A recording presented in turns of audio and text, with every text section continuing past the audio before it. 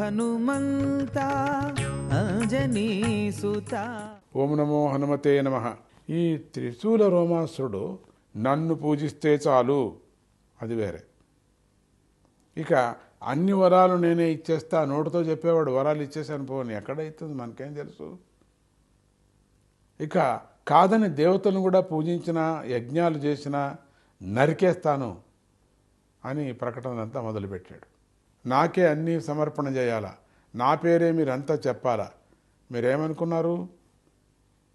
చెప్పడమే కాదు, నిజంగా అలా చేస్తూ వచ్చాడు. నోటితో చెప్పలేదు చంపేస్తాను అట్లా ఇట్లా అని, కానీ చేసేసాడు అట్లా. అడవుల్లో కూడా తిరిగి మహర్షులను కూడా ముక్కలు ముక్కలు చేసి పారేశాడు.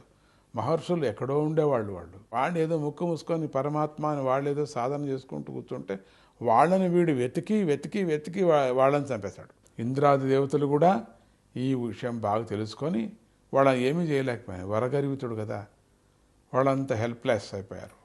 హోప్లెస్ కాదు, హెల్ప్లెస్ అయిపోయారు.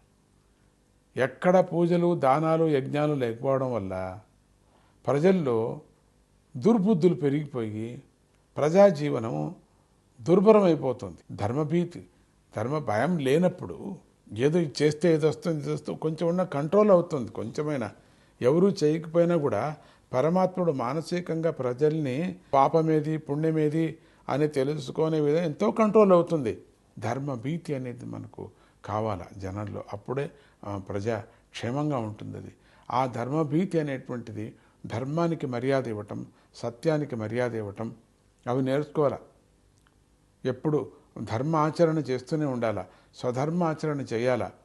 అది నిజమైన ఫౌండేషన్ అది అని చెప్తారు. ఇక్కడ అదే ఈ రాక్షసు చెప్పిన దానికి ఎవరు మానేశారు.